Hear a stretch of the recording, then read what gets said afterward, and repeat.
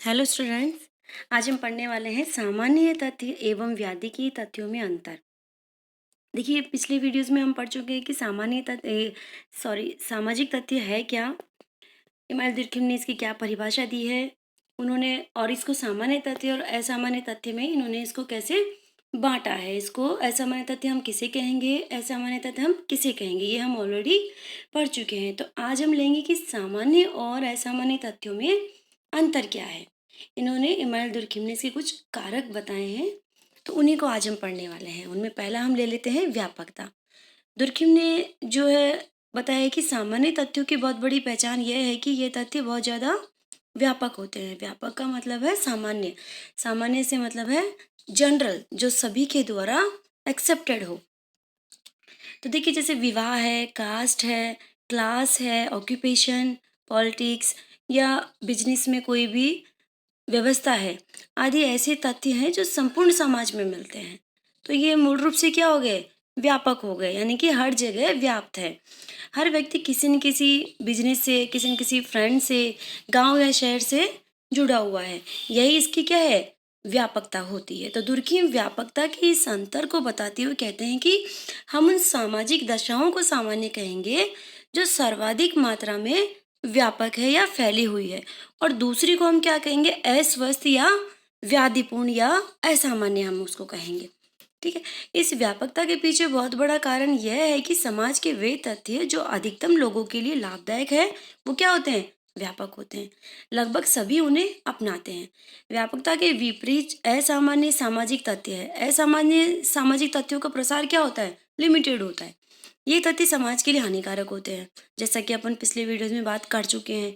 इन तथ्यों की समाज के द्वारा क्या होती है, निंदा होती है। इसी कारण असामान्य तथ्यों में व्यापकता बहुत कम होती है। अतः सामान्य और असामान्य सामाजिक तथ्यों का बुनियादी अंतर ही यह है कि सामान्य सामाजिक तथ्यों में अत्यधिक क्या होती है, व्यापकता होती है, जबकि असामान्य सामाजिक तथ्यों में व्यापकता सीमित होती है। अब देखिए, सेकंड हम ले लेते हैं उपयोगिता। सामान्य व असामान्य तथ्यों में दूसरा अंतर उपयोगिता का है। कोई भी समाज उन तथ्यों को स्वीकार नहीं करता जो समाज के लिए हानिकारक होते हैं। ठीक है। अतः इन दोनों प्रकार के तथ्यों का बहुत बड़ा अंतर हम उपयोगिता को मान सकते हैं। इस संदर्भ में दुर्कheim कहते हैं कि यह जरूरी नहीं है कि प्रत्येक सामान्य तथ्य अनिवार्य रूप से अधिक उपयोगी हो। समझ रहे हैं। इसी तरह से यह आवश्यक नहीं है कि वे तथ्य जो उपयोगी हो वो सामान्य तथ्य ही हो। दुर्कheim कहते हैं कि यदि यह सत्य है कि जो कुछ सामान्य है वह आवश्यक हुए बिना उपयोगी हो, तो यह सत्य नहीं है कि जो उपयोगी है वह सब सामान्य है। ये इमानुएल दुर्कheim का कहना है। अब थर्ड हम ले लेते हैं घटनाक्रम। दुर्कheim ने सामान्य और असामान्य तथ्यों के नियमों का एक और अंतर जो बताया है वो घटनाक्रम द्वारा बताया है, यानी कि लो कोर्स ऑफ इवेंट्स। जब कभी हम किसी सामान्य तथ्य की पहचान करते हैं तो हमें यह भी मान लेना चाहिए या ये हमें मालूम होना चाहिए कि मतलब भूतकाल में क्या इस सामाजिक तथ्य को सामान्य तथ्य माना गया था।